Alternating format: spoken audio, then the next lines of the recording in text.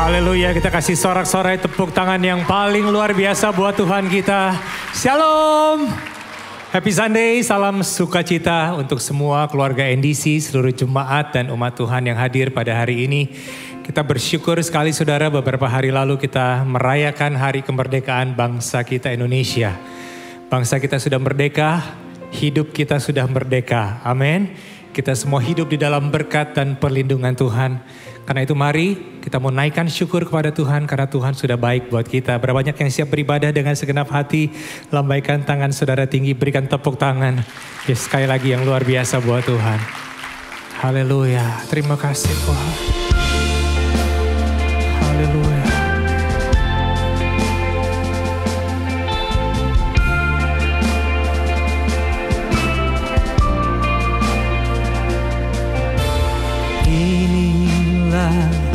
Rinduku kepadamu,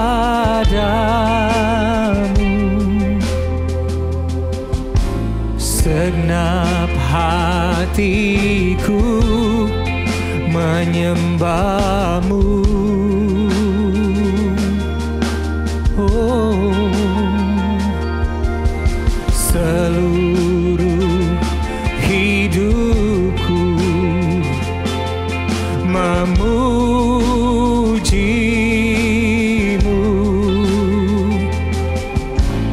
ku menyembahmu, ya Allahku.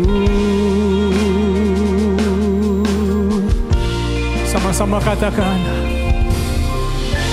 ku berikan hatiku dan jiwaku,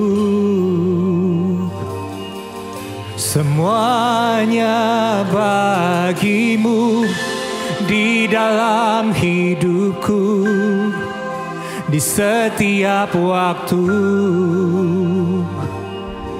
Nyatakan jalanmu, nyatakanlah jalanmu dalam hidup kami ya Tuhan. Mari sama-sama nyanyikan. Inilah rinduku, ini kerinduan kami Tuhan, kepadamu, segenap hatiku, hatiku menyembahmu, seluruh hidupku Tuhan, seluruh hidupku memujimu,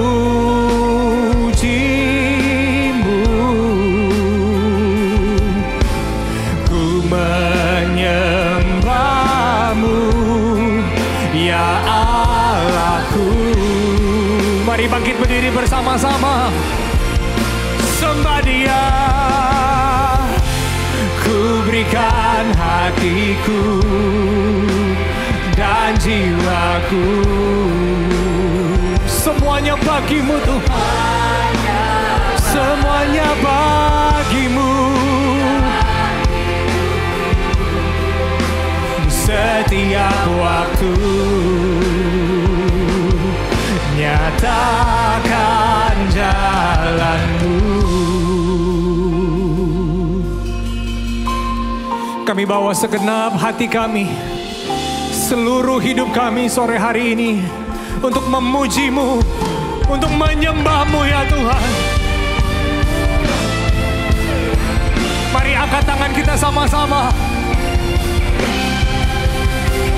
Oh, ku berikan hatiku dan jiwaku, semuanya, semuanya bagimu Tuhan, di dalam hidupku, di setiap waktu. Nyatakan, ku berikan hatiku dan jiwaku, hanya bagimu Tuhan. Oh,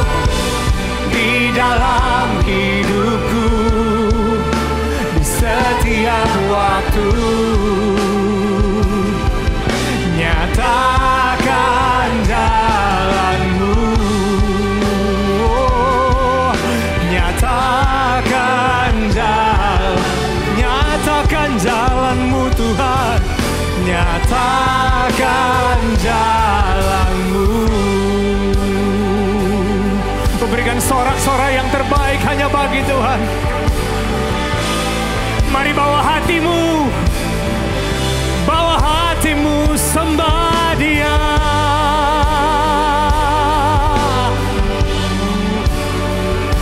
Sembah Tuhan. Oh,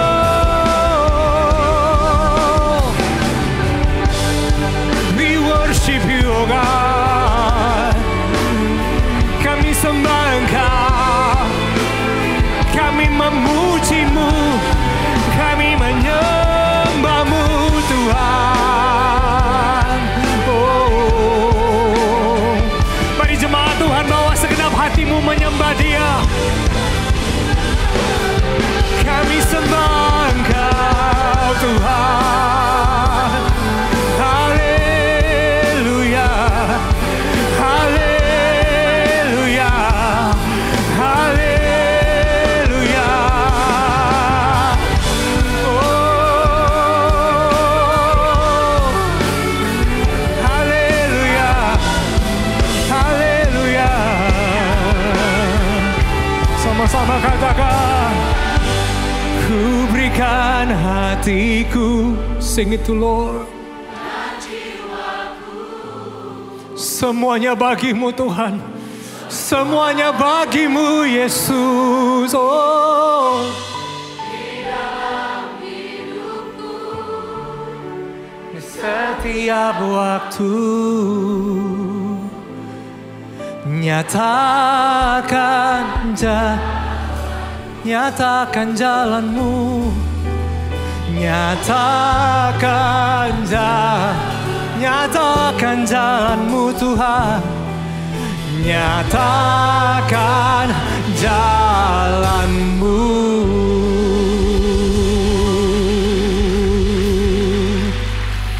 Ini hidup kami Tuhan, ini hati kami, kami bawa di rumah Tuhan untuk memuji-Mu, untuk menyembah-Mu. Kami menyambut hadirat Tuhan dengan penuh sukacita.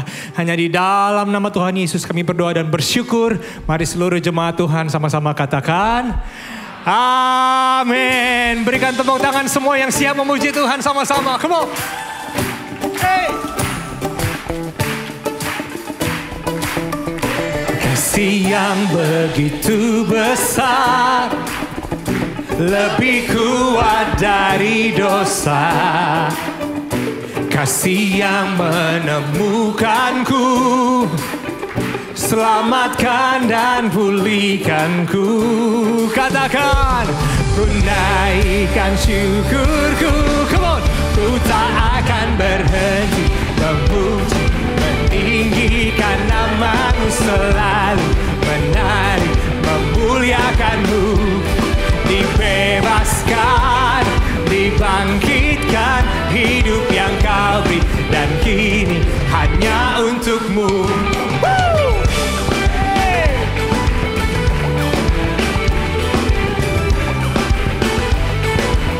Nyanyi sama-sama. Kasih yang begitu besar, lebih kuat dari dosa. Kasih yang menemukanku, selamatkanku. Naikkan syukurmu sama-sama. Come on. Ku tak akan berhenti memuji, meninggikan nama-Mu, selalu menari, memuliakan-Mu. Dibebaskan, dibangkitkan, hidup yang Kau beri, dan kini hanya untuk-Mu. Hey!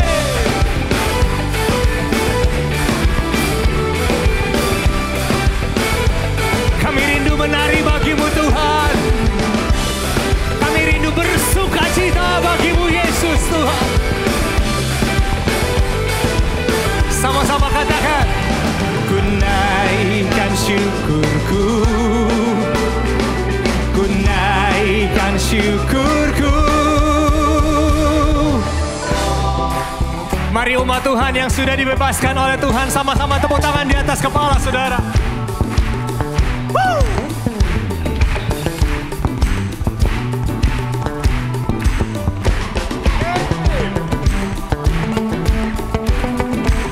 Siap menari bagi Tuhan? Here we go! Ku tak akan berhenti memuji, meninggikan nama-Mu, selalu menari, memuliakan-Mu. Dibebaskan, dibangkitkan, hidup yang Kau beri, dan kini hanya untuk-Mu, takkan berhenti. Meninggikan nama-Mu, dibebaskan, dibebaskan, dibangkitkan, hidup yang Kau beri, dan kini hanya untuk-Mu, hidup yang Kau beri, dan kini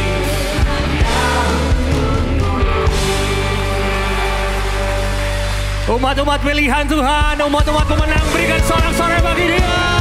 Hey!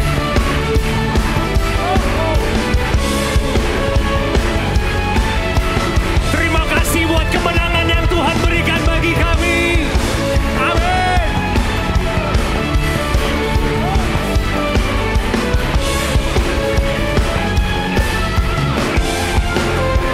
Come on. Lebih dari pemenang dalam segala perkara, iblis telah dikalahkan oleh kuasa darah-Nya. Jika Allah di pihak kita, siapa dapat lawan? Kita lebih dari pemenang, lebih dari pemenang, oh, lebih dari pemenang dalam segala. Iblis telah dikalahkan. Katakan, jika Allah di pihak kita, siapa dapat melawan? Kita lebih dari pemenang. Semua katakan, Haleluya. Kibarkanlah panjinya, Yesus Raja segala raja. Haleluya. Bangkitlah gerejanya, kita lebih dari pemenang. Yeah. Oh.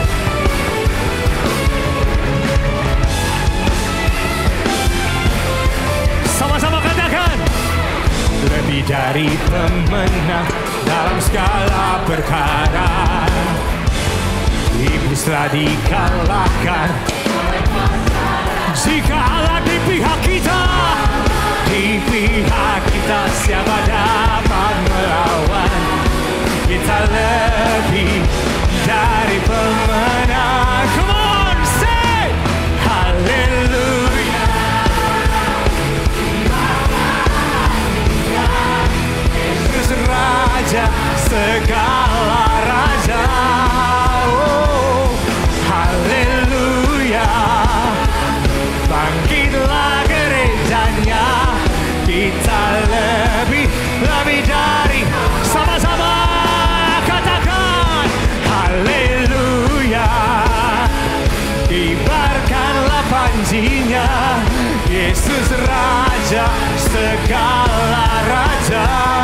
Oh, bangkitlah gerejanya, kita lebih dari pemenang. Mari umat-umat pilihan Tuhan, umat yang lebih dari pemenang, berikan tepuk tangan bagi Tuhan. Come on.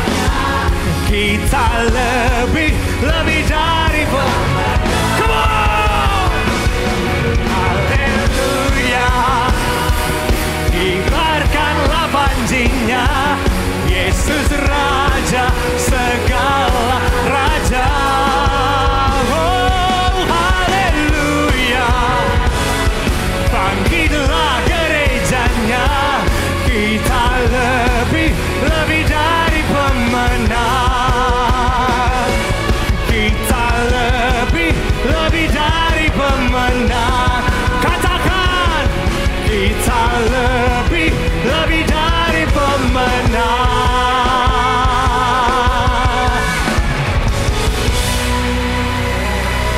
Sorak-sorai yang meriah bagi Tuhan, haleluya. Silakan duduk saudara. Shalom, saya Ardi Lase. Senang dapat kembali hadir menjumpai saudara untuk menyampaikan kegiatan yang terdapat di NDC yang kami rangkum dalam NDC News. Gunakanlah aplikasi NDC untuk mengetahui jadwal ibadah dan melakukan seat booking. Ikuti Revival Night setiap Senin, Rabu, dan Jumat pukul 20 di YouTube channel NDC. Renungkanlah firman Tuhan melalui Revive dan Revive Talks yang tersedia di platform media sosial dan aplikasi NDC.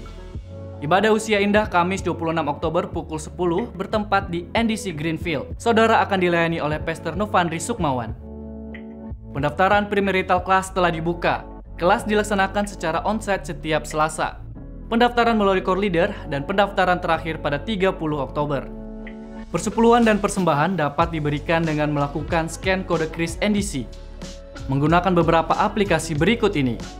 Dapat juga diberikan melalui kotak persembahan, melalui transfer bank ke rekening BCA, menggunakan mesin EDC BCA yang terdapat di counter, atau melalui website dan aplikasi NDC di menu giving. Mari bawa persembahan kita kepada Tuhan dengan hati yang bersyukur.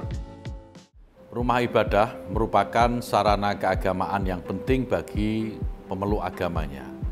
Oleh karena itu saya, Yakut Khalil Kaumas, Menteri Agama Republik Indonesia, mengucapkan selamat dan sukses kepada Pendeta Josia Abdi Saputra dan seluruh jemaat Gereja Bethel Indonesia Nafiri Discipleship Church atau GBI NDC atas acara groundbreaking GBI NDC di Pantai Indah Kapuk atau PIK 2 Jakarta.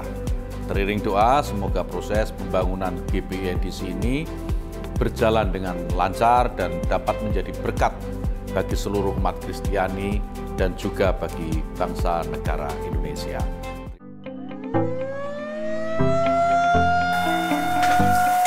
Groundbreaking NDC PIK 2 telah dilaksanakan pada 14 Oktober. Terima kasih kepada seluruh jemaat yang sudah mendukung sehingga pembangunan dapat dimulai. Laporan persembahan atau janji iman pembangunan dapat dilihat di TV signage di area lobi dan akan diupdate secara berkala. Saudara yang rindu mendukung pembangunan melalui persembahan atau janji iman dapat memberikan melalui aplikasi NDC pada icon flying button atau melalui transfer ke rekening pembangunan berikut ini dengan mencantumkan nama atau inisial pada kolom keterangan. Dan mohon kirimkan foto slip transfer melalui hotline NDC di 0811 878 1312.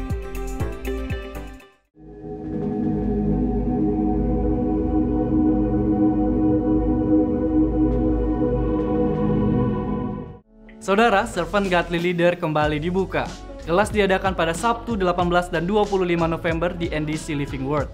Pendaftaran melalui aplikasi NDC. Sistem pengembalaan dan pemuridan di NDC adalah melalui CORE, Community of Revival. Kami mendorong setiap jemaat dapat bergabung ke dalam CORE untuk digembalakan dan dimuridkan. Saudara akan memiliki keluarga rohani untuk tumbuh bersama. Bergabunglah sekarang juga. Hubungi konter ibadah atau daftarkan diri Anda melalui aplikasi NDC di menu Join CORE. Berikut hotline NDC yang dapat dihubungi jika saudara membutuhkan pelayanan dari gereja. Kami segera menghubungi dan melayani saudara. Sekian NDC News yang dapat kami sampaikan. Terima kasih atas perhatian Anda dan Tuhan Yesus memberkati.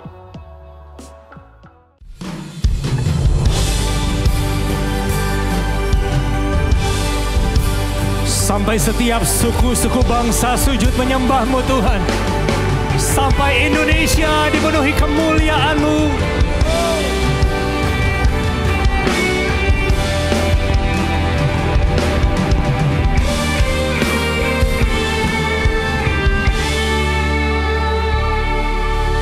Besar dan ajaiblah karya-Mu, adil dan benarlah jalan-Mu.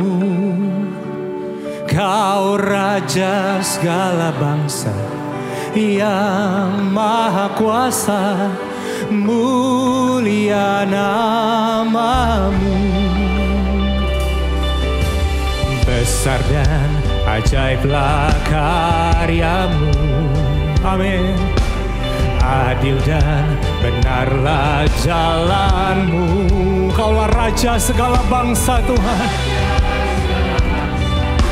yang Maha Kuasa, mulia nama-Mu. Katakan, layaklah segala bangsa sujud kepadamu.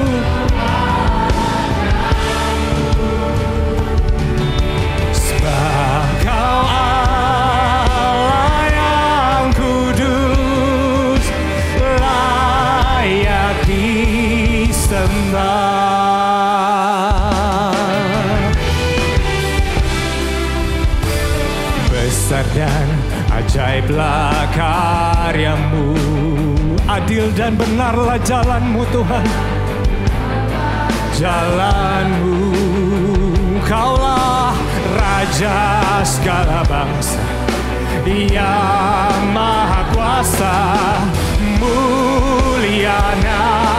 Mari bangkit berdiri bersama-sama, katakan, layaklah segala bangsa sujud kepadamu. Sebab Kau Allah yang kudus, layak disembah. Layaklah segala bangsa,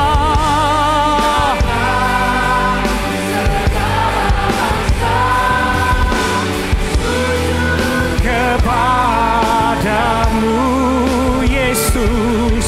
Sebab Kau Allah yang kudus, layak disembah. Sampai semua lidah mengaku, semua lutut kan bertelut bahwa Engkau Yesus adalah Raja. Amin.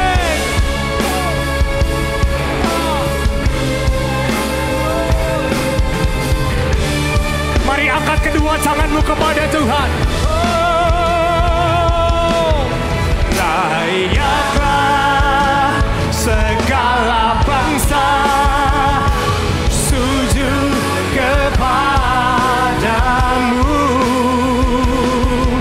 Sebab Kau Allah yang kudus, layak disembah. Layaklah segala bangsa, segala bangsa sujud kepadamu.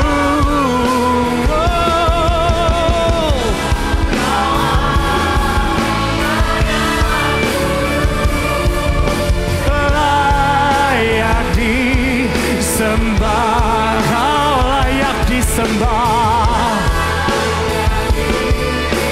Kau layak disembah, layak disembah.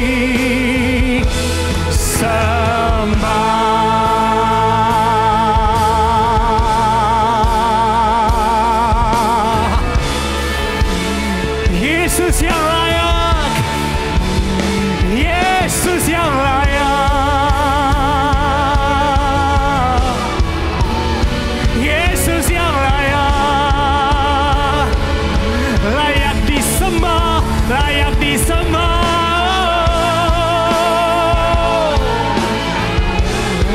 Haleluya, haleluya. Kau layak disembah Tuhan, layak ditinggikan, layak diagungkan, layak dimuliakan. Yesus namanya. Oh, haleluya. Mari katakan bersama-sama. Come on. Layaklah segala bangsa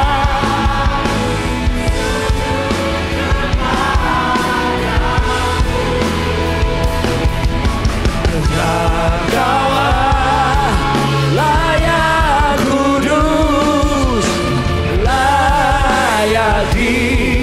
Katakan layaklah Indonesia. Layaklah Indonesia sujud kepadamu, sebab Kau Allah yang kudus, layak disembah, layak disembah.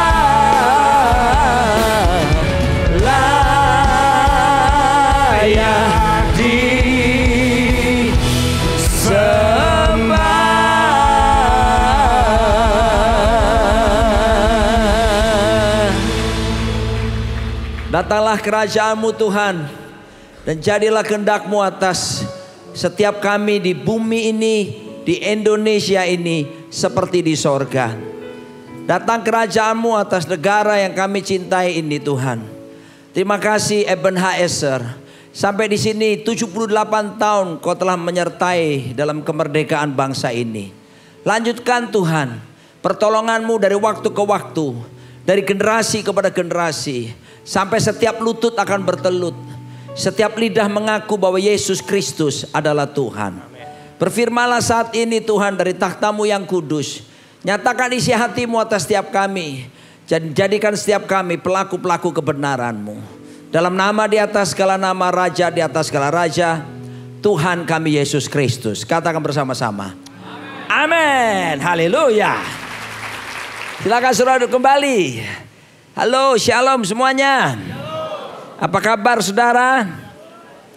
Merdeka. Saya lanjutkan tadi pantun yang gak selesai. Buah manggis, buah pepaya. Aduh, gak kompak. Buah manggis, buah pepaya. Cari kekayaan jauh sampai ke negeri Inggris. Toh akhirnya pulang ke Indonesia yang kaya raya. Nah, oke. Kalau saudara suka judul khotbah sore ini, saya sudah dari jam 9 pagi. Ini khotbah kelima saya di sini. Saya akan sampaikan tentang love one another. Bagaimana kita mengasihi satu dengan yang lainnya. Kenapa penting tema ini? Begini, soal mengasihi, soal mencintai, itu adalah satu isu yang paling banyak disalah mengerti oleh banyak orang. Soal mengasihi itu juga seringkali banyak orang, bahkan orang Kristen sendiri gagal paham. Contoh ya, kalau ada orang pacaran, belum nikah resmi, belum pemberkatan nikah, lalu mereka melakukan hubungan seks sebelum nikah, maka dunia sekarang menamakan apa? Making love. Padahal itu perzinahan. Sampai dibikin lagu itu kan? Kunci G. Making love out of nothing at all. Making love out of nothing at all. Making love out of nothing at all. Out of nothing at all. Padahal itu berzina. Saudara, itu kekejian di hadapan Tuhan. Contoh lain lagi. Jadi ada satu usaha sistematis yang mulai menghaluskan apa yang namanya dosa itu. Sin, kalau saudara ke Amerika, mereka sekarang bukan menyebut dosa lagi. Mereka mulai pasarkan istilah addiction. Ya, adiksi. Bahkan lagi mereka ada yang bilang disorder. Seperti itu. Ya, kalau ada orang berselingkuh, gak setia sama pasangannya, suami istri lalu melanggar perjanjian. Mereka bilang apa saudaraku? Itu jelas perzinahan kan? Mereka bilang apa? Swinging. Berayun-ayun. Karena memang penuh ayunan. Lalu apa lagi itu? Mereka sebutnya berikutnya apa? Open marriages. Saudara, dibuat istilahnya jadi dilembutkan sampai orang pikir jadi biasa. Eksploitasi seksual. Sexual exploitation. Mereka sebut apa saudaraku sekarang? Adult entertainment. Saudara bisa bayangkan. Jadi kita bisa melihat sekarang ini ada upaya untuk membelokkan apa itu kasih yang sesungguhnya itu. Makanya kita mesti kembali kepada Alkitab. Karena disinilah sumber segala kebenaran. Tanpa itu saudaraku nanti, sekarang ini robot AI itu bisa apa saja. Saya baru menyelesaikan drakor saudaraku. Ini drakor tahun 2021. Tapi saya baru nonton dan selesai dengan lunas. Itu robot buatan Korea. Dikisahkan dua pria bisa sama. Saya kok lupa judulnya ya. Hah? Are you human? Ibu, terima kasih. Saya harap ibu juga hafal Alkitab. Robot itu sekarang, Elon Musk berkata bahwa robot itu lebih berbahaya dari bom. Stephen Hawking pernah bertanya bahwa kamu di mana ada Tuhan? Apakah ada Tuhan? Ada sekarang, jawabannya robot itu. Maksudnya apa? Robot itu menjawab dialah Tuhan. Jadi saudaraku sekarang ini sudah dah. Kalau kita tidak hidup didasarkan kebenaran, suatu hari kita akan terkecoh betul saudaraku. Ya, oleh sebab itu saya mau kembali kepada kebenaran mengasihi. Dalam Yohanes 13 ayat 34, Alkitab berkata, aku memberikan perintah baru kepada kamu, supaya kamu saling mengasihi sama seperti aku telah mengasihi kamu, demikian pula kamu harus saling mengasihi. Sudah perhatikan ini. Mengasihi sesama, Tuhan berikan perintah baru, maksudnya apa? Level kita mengasihi sesama seharusnya selevel dengan level Tuhan mengasihi kita. Berapa banyak saudara yakin saudara dikasih oleh Tuhan? Ada beberapa anda angkat tangan gak yakin, gue dikasih gak ya? Tahukah saudara bahwa for God so loved the world. Karena begitu besar kasih Allah akan dunia ini sehingga dikaruniakan anaknya tunggal. Barang siapa percaya kepadanya tidak binasa, melainkan beroleh hidup yang kekal. Jelas Tuhan mengasihi kita. Udah. Buktinya mana? Udah, gak usah tanya bukti. Tuh tergantung kayu salib, mati menebus dosa kesalahan kita. Ya, udah, jadi gak usah tanya lagi. Jadi saudara yakin Tuhan mengasihi saudara? Dan kasih Tuhan kepada saudara itu bukan model kasih filia, persaudaraan atau storge, kasih dalam satu keluarga dekat. Tapi levelnya juga bukan kasih yang disebut eros, kasih secara ketertarikan fisik seksual. Tapi kasih Tuhan kepada kita itu namanya agape, agapau. Kasih ilahi, loving without any reason, mencintai tanpa alasan. Loving with unconditional love, mencintai tanpa syarat, itu Tuhan kerjakan buat kita. Nah, waktu Tuhan bilang I love you with an everlasting love, I love you, ya, mencintai kamu tanpa syarat. Tuhan bilang gini, sebagaimana aku mencintai kamu tanpa syarat, demikian pula aku menghendaki kamu mengasihi sesamamu tanpa syarat. Gak masuk akal rasanya ya. How come? Bagaimana saya bisa melakukannya? Dalam Efesus pasal yang ke-6 ayat 24. Kalau orang berbisnis itu perlu ada modal. Nah Tuhan pun gak serta-merta memberikan firman tanpa tanda petik. Berikan kita modal, kemampuan untuk bisa taat melakukannya. Efesus 6 ayat 24 menjelaskan ada dua hal yang Tuhan berikan kepada setiap kita. Yang pertama Tuhan berikan kepada kita yang disebut kasih karunia, grace. Apa bahasa Yunaninya? Charis, artinya kemampuan Tuhan yang diberikan kepada kita supaya kita mampu melakukan firman Tuhan. Itu kasih karunia. Jadi tanpa anugerah, tanpa kasih karunia, nonsense. Tidak ada satupun kita bisa taat sepenuhnya firman Tuhan. Makanya Tuhan kita kasih karunia. Kemampuan Tuhan dalam diri kita memampukan kita bisa jadi taat melakukan firman. Yang kedua, modal yang Tuhan kasih itu namanya kasih agape. Begitu kamu mengaku dosa, minta ampun dan mengundang Yesus sebagai Tuhan, maka Tuhan akan mencurahkan kasih agape. Sehingga dua-duanya bekerja. Ada kasih karunia, ada kasih agape ada dalam diri kita. Tuhan itu fair, Tuhan itu adil. Dia kalau memerintahkan sesuatu, Dia memberi kesanggupan kita untuk bisa melakukannya. Saya punya cucu sudah 2. Mereka tinggal di Los Angeles di Amerika. Ketika saya ke sana, saya tidak akan mungkin berkata kepada cucu pertama yang sudah 2 tahun. Saya berkata kepada Zion namanya, Zion, tolong opa, keluarkan mobil dari garasi. Terus saya kasih kunci kontak mobil.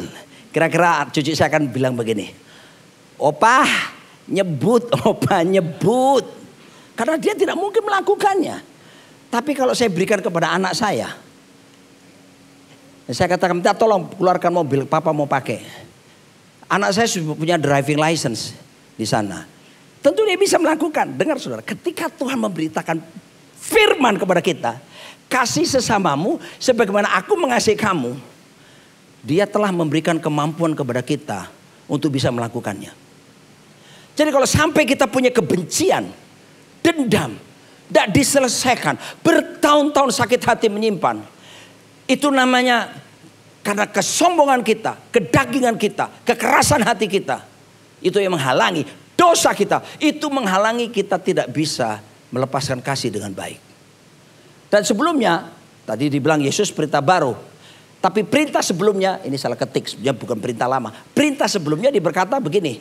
Dalam Matius 22 ayat 37 sampai 39. Jawab Yesus kepadanya, kasihilah Tuhan Allahmu dengan segenap hatimu dan dengan segenap jiwamu dan dengan segenap akal budimu. Itulah hukum yang terutama dan yang pertama. Dan hukum yang kedua, nah hukum kedua ini apa? Sama. Ya, yang sama dengan itu ialah kasihilah sesamamu manusia seperti dirimu sendiri. Saudara aku dikasih Tuhan. Sebagaimana kita mengaku mengasihi Tuhan, yang sama pula kita mengasihi sesama. Dan kita bilang ini hukum yang terutama. Hukum tertinggi.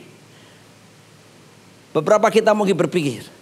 Karena sekarang ini beredar pengajaran hyper grace. Saya ada baca buku-buku mereka. Mereka mengajarkan begini. Begitu kita bertobat, dosa langsung ditebus. Sekali selamat, beres selamat. Bahkan mereka tidak pakai doa Bapa kami lagi sekarang. Kenapa? Karena doa Bapa kami diajarkan Yesus sebelum Yesus tergantung kayu salib menebus. Dan kalau kita sekarang sudah ditebus, untuk apa minta ampun dosa lagi? Karena kita sudah diampuni dosa kita. Karena apa? Anugerah kata mereka. Makanya disebut pengajaran mereka hyper grace. Mereka tidak mempercayai lagi adanya hukum. Saya beritahu saudara.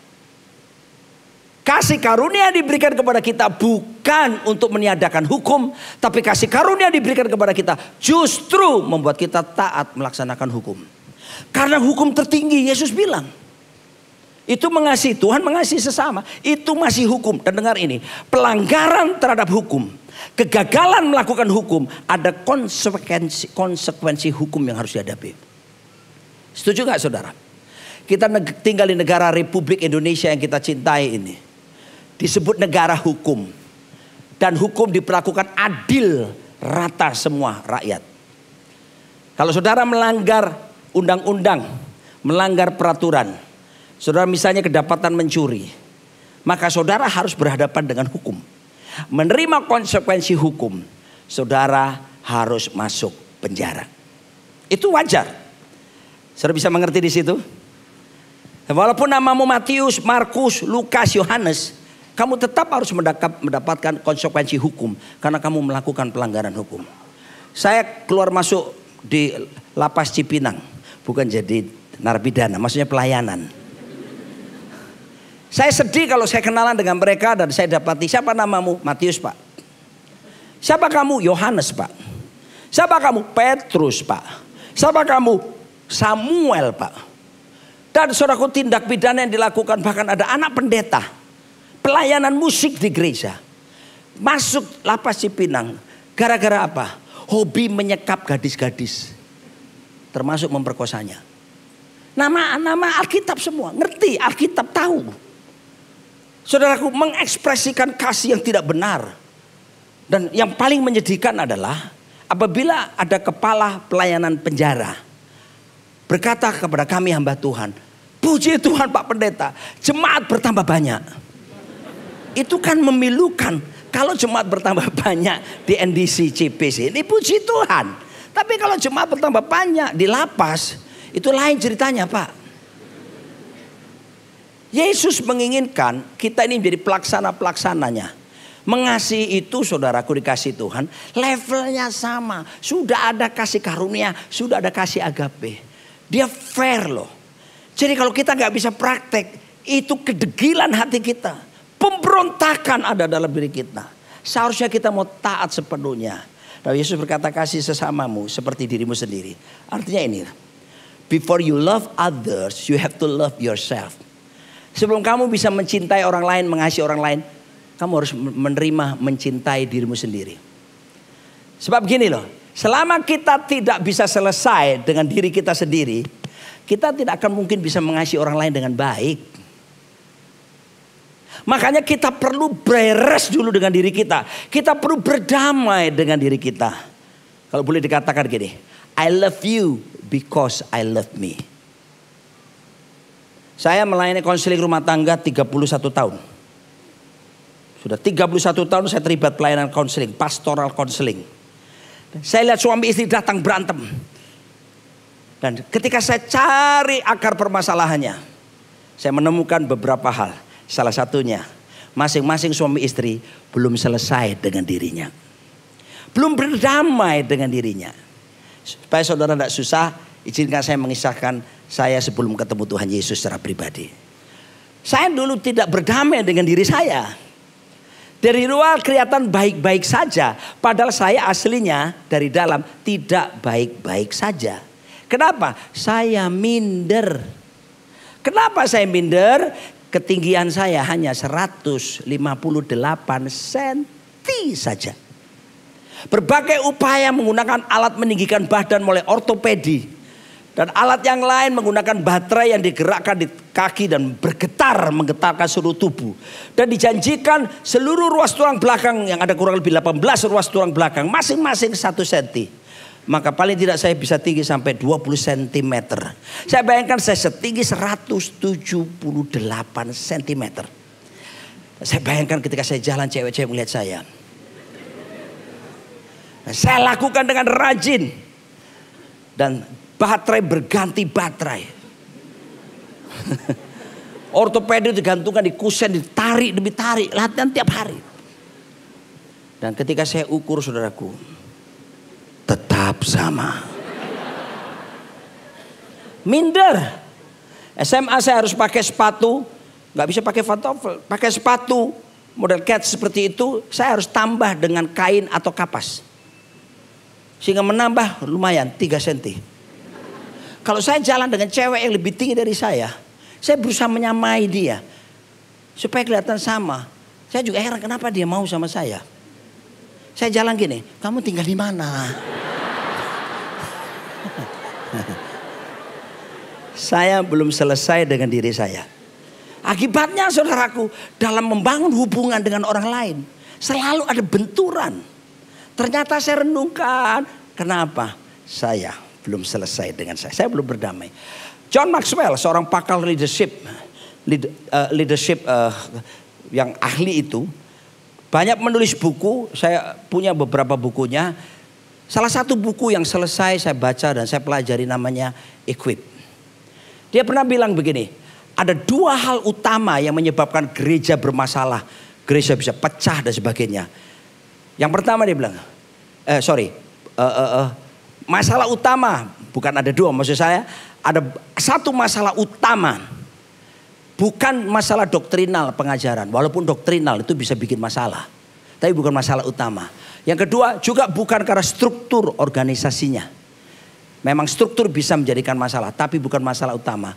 Yang menjadikan masalah gereja menjadi kacau, leadership menjadi kacau adalah insecurity the leaders. Tidak rasa aman daripada para pemimpin. Saudaraku, kenapa banyak pemimpin tidak punya rasa aman dalam dirinya? Takut disaingi, takut saudaraku pemimpin baru muncul nanti bisa menggantikan posisinya. Takut nanti ada gereja lain lebih tiba-tiba bertumbuh lebih cepat. Dan berbuat hal-hal yang tidak wajar saudaraku. Kenapa? Belum selesai dengan dirinya sendiri. Tapi begitu saya ngerti firman Tuhan, bahwa saya dicipta serupa segambar dengan Tuhan. Kejadian 1 ayat 26 berkata, Tuhan Elohim itu, Allah Bapa, Putra, Roh Kudus, 3 dalam 1. Itu artinya sang unggul. Elohim itu salah satu artinya sang unggul. Sang unggul menciptakan manusia, saudara dan saya, yang serupa segambar dengan sang unggul sendiri. Saya sembuh, saudaraku. Saya lihat di kaca, Roni, kamu walaupun pendek, kamu serupa segambar dengan Tuhan. Sang unggul, ada keunggulan dalam dirimu. Saudaraku, saya mulai belajar begini. Belajar mempercayai apa yang Alkitab katakan tentang kita. Lebih daripada orang lain katakan tentang kita. Lebih daripada orang lain katakan. Lebih dari diri kita sendiri pun mengatakan tentang kita. Dan sejak hari itu, saudaraku, saya sembuh. Dan kemudian sekarang saya nikmati kependekan saya, yang sekaligus cenderung melebar ke kanan ke kiri dan bertambah luas wilayahnya. Tapi saya bersyukur karena saya sudah selesai dengan diri saya. Saya tahu siapa saya. 1 Petrus 2 ayat 9-10 berkata, kamulah bangsa yang terpilih, imamat rajani, bangsa kudus, umat kepunyaan Tuhan sendiri. Kalau sudah ngerti ini, sembuh kamu. Gak perlu minder lagi. Bersyukur untuk kependekanmu, bersyukur untuk warna kulitmu, bersyukur untuk hidungmu yang walaupun tidak mancung, sehingga saudara harus tarik-tarik tiap hari, atau saudara kumpul uang harus pergi ke Korea dan saudara buat mancung. Saya banyak ketemu kenalan saya, saudaraku, setahun 2 tahun gak ketemu. Lain, saudaraku, tiba-tiba biasa ketemu satu kali bibirnya gini. Orang Surabaya bilang domble. Rumahnya katanya kelihatan seksi. Oh, ada lagi saudaraku yang hidungnya sudah lain. Bertahun-tahun gak ketemu, lain. Operasi semua, saudaraku. Gini loh, kalau kamu punya uang ya silahkanlah. Saya bukan berarti anti operasi. Tapi kalau kamu mengerti siapa kamu berdamai dengan dirimu, kamu akan tenang. Saya baca beberapa laporan, beberapa orang gak puas-puas sampai lebih dari 20 kali operasi. Dan setelah akhirnya masuk usia tua, saudaraku, wajahnya sudah gak kelihatan jelas.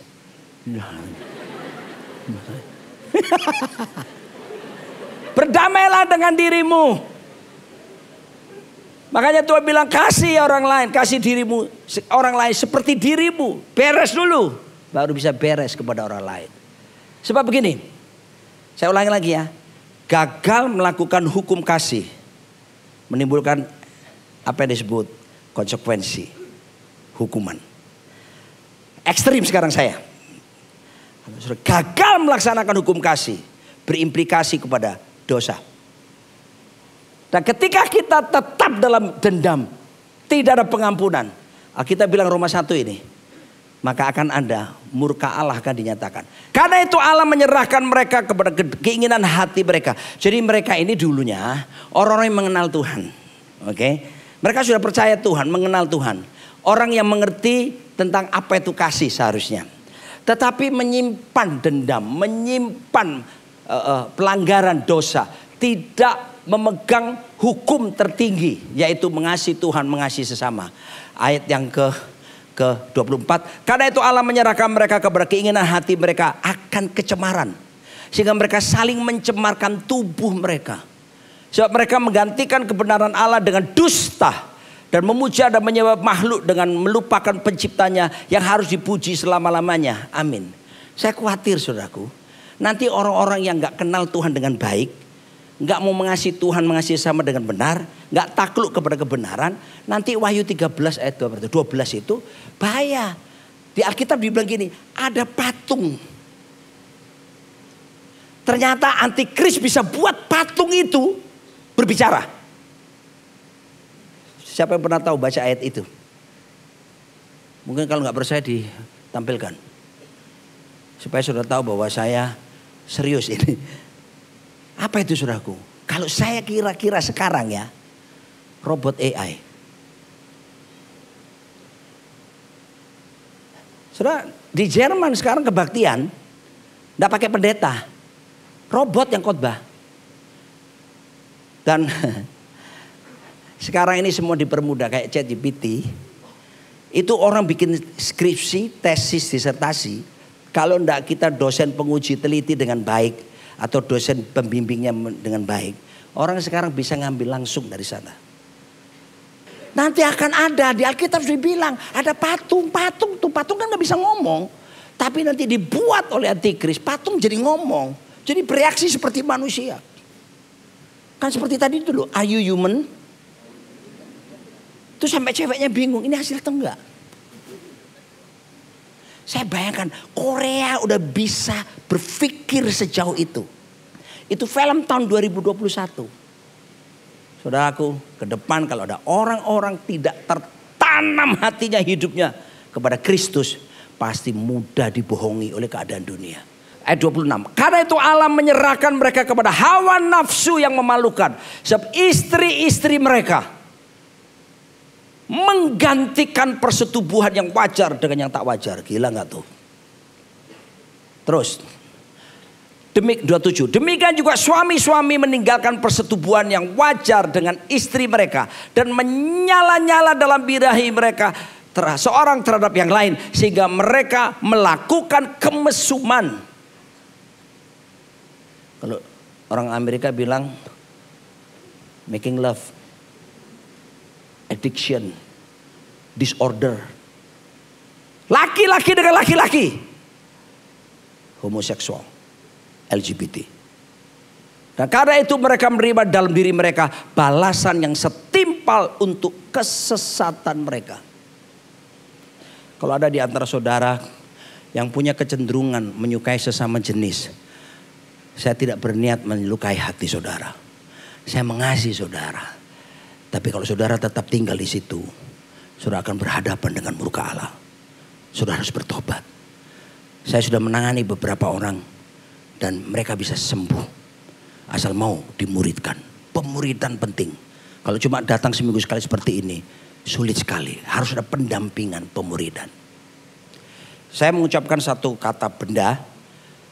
Nanti saya tanya seseorang jawab. Apa di pikiran saudara? Yang di depan-depan saja ya. Kalau saya ngomong ya, apa yang di pandangan ibu kalau saya ngomong, saya berkata Zara, baju, fashion, oke. Apa di pikiran ibu kalau saya ngomong Hermes, tas yang apa? Mahal. Setuju. Kalau saya ngomong Pak Denis, kalau saya bicara Rolex, kira-kira apa di pikiran Bapak? Jam tangan yang mahal juga. Sama yang RW itu.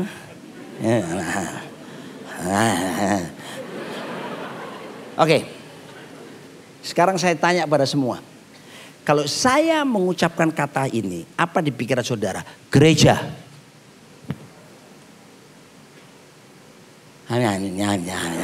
Yang jelas. Kalau saya ngomong gereja, apa di pikiran saudara? Tempat ibadah, gedung. Tahukah saudara, seharusnya ketika saudara dengar kata gereja, yang muncul dalam pikiran kita adalah pemuridan. Dalam Matius 28 ayat 19-20 Yesus berkata, karena itu pergilah, jadikan aku semua bangsa muridku.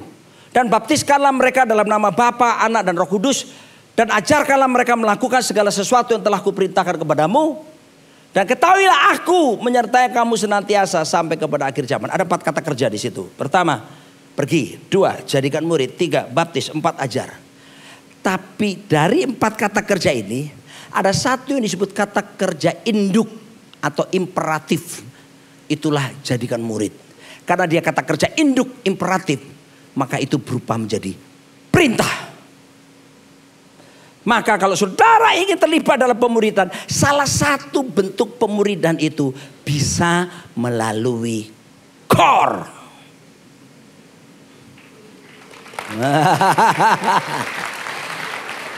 Makanya mesti terlibat kelompok kecil. Yesus punya kelompok kecil 12 orang. Disiapkan sungguh-sungguh. Dan dari kelompok kecil itu dia bagi lagi kelompok lebih kecil lagi. Petrus, Yakobus, Yohanes. Pemuridan langsung. Nah, saudara lihat 3 orang ini. Hebat saudara. Pengaruhnya sampai ke dunia sampai hari ini. Saudara aku dikasih Tuhan. Kenapa perlu pemuridan? Supaya kamu mengenal kebenaran. Karena ini loh, gagal mengasihi mendatangkan konsekuensi hukum lebih ekstrim, dosa. Hukuman murka Allah. Sudah gini aja ya. Saya temukan ayat ini beberapa hari yang lalu. Waktu saya bacaan tiap hari saya. 1 Korintus 16 ayat 22. Ayo kita baca 1, 2, 3. Siapa yang tidak mengasihi Tuhan, apa saudara? Terkutuklah ia.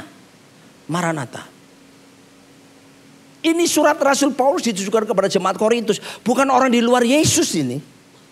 Jadi makanya saya bilang banyak orang gagal paham soal kasih. Banyak orang gak ngerti soal kasih. Kasih itu bukan cuma sekedar perasaan sayang. Kasih itu sebuah komitmen keputusan. Di mana memanifestasikan kasih Allah yang sudah dalam diri kita. Dimanifestasikan kepada orang lain. Dan juga kepada Tuhan. Sudah di sini. Already inside of you. Cu Yesus Cenali. Tuhan Yesus ada di mana? Saya Wosinli. God is love. Percaya nggak Tuhan itu kasih? Kalau Tuhan itu kasih, Allah adalah kasih. Yesus dalam diri kita. Berarti kasih ada di mana? Sudah di sini kan? Tinggal dikeluarkan, dipraktekkan, dimanifestasikan. Next slide lagi. Dan tentunya saudaraku. Next, nah. Jikalau seorang berkata aku mengasihi Allah dan ia membenci saudaranya, maka ia adalah pendusta. Karena barang siapa tidak mengasihi saudaranya yang dilihatnya, tidak mungkin mengasihi Allah yang tidak dilihatnya. Yang kelihatan aja gak bisa dikasih, apalagi yang tak kelihatan. Yesus pernah bilang dalam Matius pasal 5, next. Kalau kamu pergi beribadah nih dan bawa persembahan di atas mezbah. Ketika kamu bawa persembahan ini ya ayatnya, di atas mezbah. Lalu kamu teringat dalam hatimu ada hal yang gak beres dengan saudaramu. Alkitab Yesus bilang begini, bukan tetaplah menari bersukacita. Melompatlah di hadapan Tuhan dan pujilah Tuhan. Enggak tuh. Yesus bilang apa? Pergi pulang. Berdamai dulu dengan saudaramu. Beresin hubunganmu yang rusak itu. Lakukan rekonsiliasi. Baru kemudian pergi kamu lagi kembali ibadah. Bawa persembahanmu. Dengar saya. Anda boleh memberi persembahan sebesar apapun. Tapi selama kebencian ada dalam diri Anda. Persembahanmu cuma berguna bagi kas gereja. Tapi tidak akan membawa efek bagi kerajaan Allah.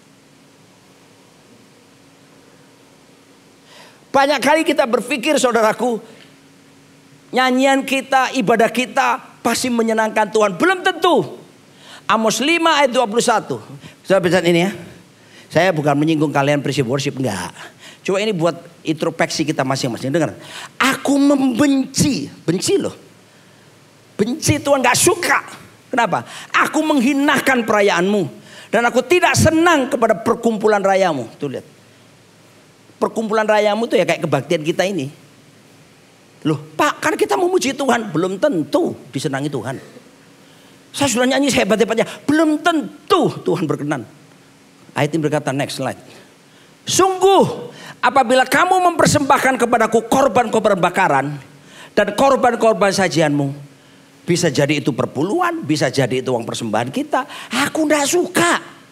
Dan korban keselamatan lemak, ternak yang tambun, aku tidak mau pandang. Marah tuh Tuhan. Next lagi.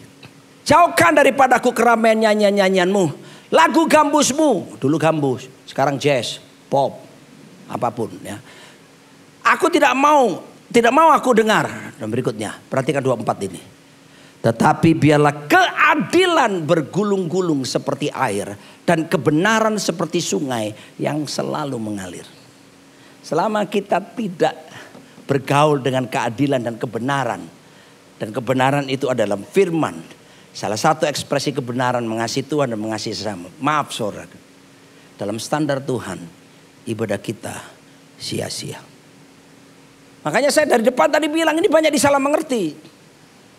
Maka apa yang harus kita lakukan? Mari kita perbaiki hubungan. Dalam doa Bapa kami dia berkata gini. Bapa kami yang di sorga. Dikuduskanlah namamu. Datanglah kerajaanmu. Jadilah kehendakmu di bumi seperti di sorga. Berilah kami pada hari ini makanan kami secukupnya. Dan ampunilah kami akan kesalahan kami. Seperti kami juga mengampuni orang yang bersalah kepada kami. Dan janganlah membawa kami ke dalam pencobaan. Tapi lepaskanlah kami dari yang jahat. Karena engkaulah yang punya kerajaan dan kuasa dan kemuliaan sampai selama-lamanya. Ternyata saudaraku, ada kelanjutannya. Zaman dulu Alkitab itu tidak ada penomoran yang aslinya. Ya, baru kemudian ada kanonisasi dan penomoran diberikan. Ayat berikutnya berkata begini. Karena barang siapa tidak mengampuni saudaranya, Bapa di surga pun tidak akan mengampuni dia. Itu jarang dibicarakan. Jadi ayo pulang ini.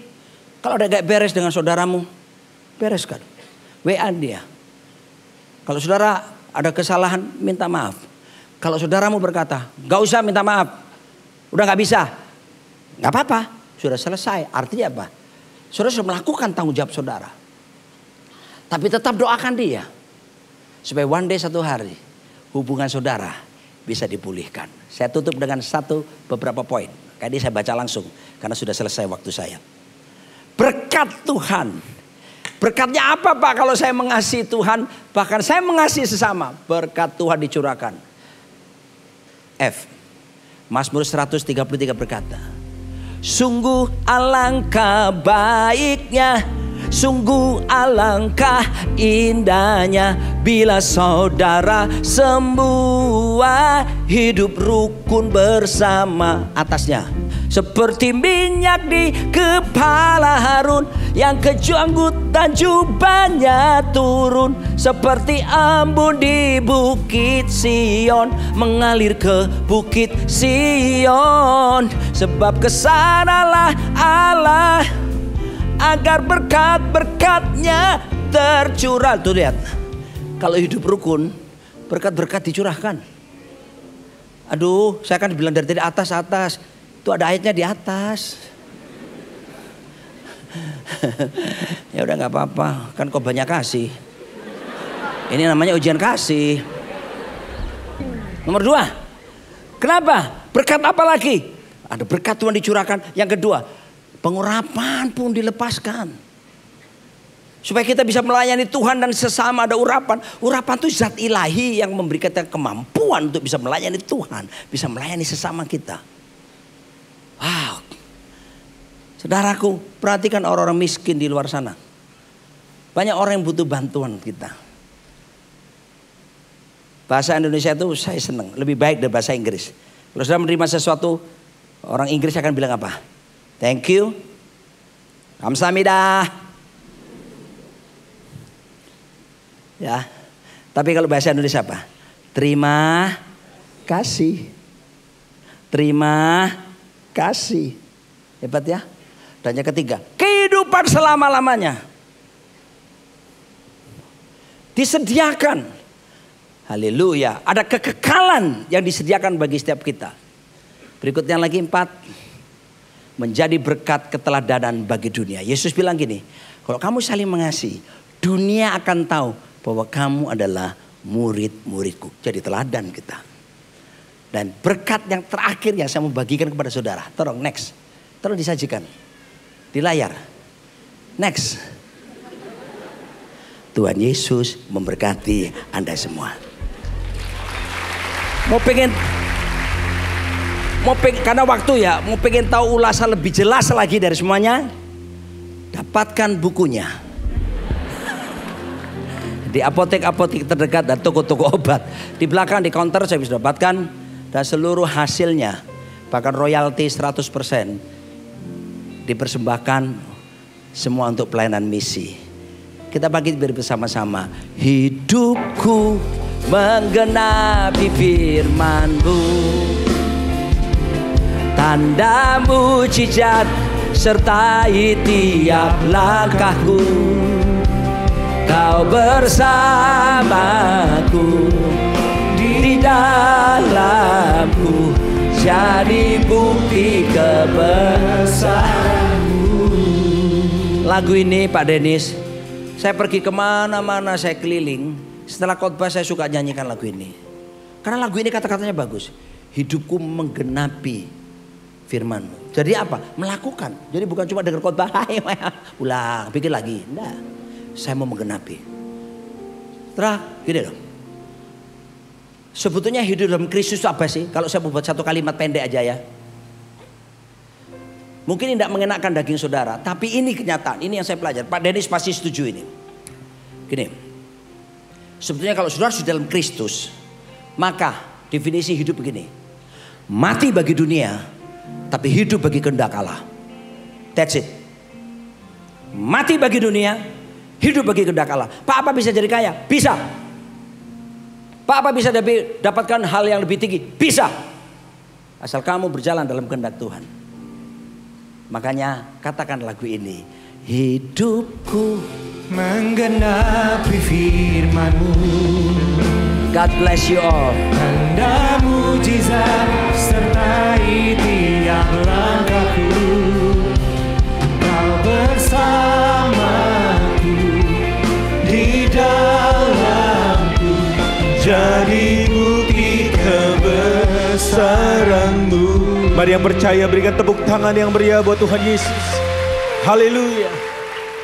Kami berdoa Tuhan, biarlah firman Tuhan yang kami dengar bukannya sebatas informasi, tapi boleh menjadi sebuah transformasi yang mengubah kehidupan setiap kami. Kami mau menjadi pelaku-pelaku firman-Mu Tuhan. Kami mau mengasihi sesama kami seperti Tuhan mengasihi kami. Mampukan kami Tuhan, karena kami percaya kasih karunia Tuhan sudah ada dalam hidup kami. Dan kami akan mengasihi sesama kami dengan kasih karunia Tuhan. Terima kasih Bapa. Kami berdoa biar Tuhan mengurapi hamba-Mu, Pastor Roni Daud yang sudah menjadi berkat buat kami sore hari ini. Tuhan pakai hamba-Mu dimanapun dia berada, dalam pelayanan, dalam penggembalaannya, sehingga melalui kehidupannya banyak orang boleh datang kepada Tuhan. Terima kasih Bapa. Kami mengucap syukur hanya di dalam nama Tuhan Yesus kami sudah berdoa. Mari yang percaya bersama kita katakan amin. Berikan tepuk tangan buat Tuhan Yesus.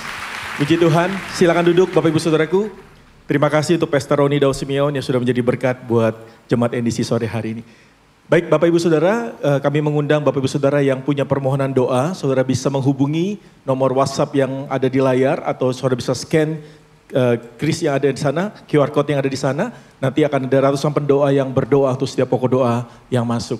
Dan kami juga mengingatkan saudara untuk bisa setia mengikuti acara Revival Night setiap hari Senin, Rabu, dan Jumat pukul 8 malam di YouTube channel NDC Ministry. Nanti di sana kita akan berdoa bersama, memuji, menyembah Tuhan, juga mendengar kebenaran firman Tuhan. Saya percaya setiap kita yang ikut pasti akan dilawat oleh Tuhan. Sekali yang percaya boleh berikan tepuk tangan sorak-sorai buat Tuhan Yesus. Haleluya. Ibadah kita sudah selesai. Kembali saudara kita bangkit berdiri bersama-sama. Kita akan akhiri ibadah kita. Mari sekali satukan hati kita mau berdoa. Bapak terima kasih, kami mengucap syukur ibadah sore hari ini. Di tengah kami merayakan kemerdekaan negara kami Tuhan, kami percaya Tuhan juga sudah memerdekakan setiap kami. Kami mau terus Tuhan hidup sungguh-sungguh lagi mengasihi Tuhan dan mengasihi sesama kami. Roh Kudus memampukan kami untuk hidup menjadi serupa dengan Kristus. Biarlah hidup kami boleh menggenapi firman-Mu ya Tuhan. Terima kasih Bapak, kami juga menyerahkan setiap pelayan-pelayan Tuhan yang sudah melayani, baik yang kelihatan maupun tidak kelihatan. Kami percaya, jadilah kami dalam melayani Tuhan tidak pernah sia-sia. Biar hidup kami boleh terus dipakai Tuhan dan memuliakan nama Tuhan. Juga untuk umat-Mu Tuhan, hamba berdoa menyerahkan mereka semua ke dalam tangan-Mu Tuhan. Sepanjang minggu ini, apapun yang mereka kerjakan, Tuhan menyertai, Tuhan mengurapi. Jadikan hidup kami berhasil untuk hormat, kemuliaan bagi nama Tuhan. Dan kalau sebentar kami akan berpisah, kami percaya Tuhan menyertai perjalanan kami. Dan sebelum kami berpisah, bersama-sama kami membuka hati kami untuk menerima berkat dari Tuhan. Mari saudara angkat kedua tanganmu, terimalah berkat dan anugerah dari Allah Bapa di sorga, cinta kasih dari anak yang tunggal, Tuhan Yesus Kristus, serta persekutuan dengan Allah Roh Kudus menyertai kehidupan kita mulai hari ini bahkan sampai selama-lamanya. Mari semua yang percaya dan diberkati bersama katakan amin. Hidupku menggenapi firman-Mu, tanda mujizat sertai tiap langkahku. Kau bersamaku di dalamku, jadi bukti kebesaran-Mu. Happy Sunday, God bless you all.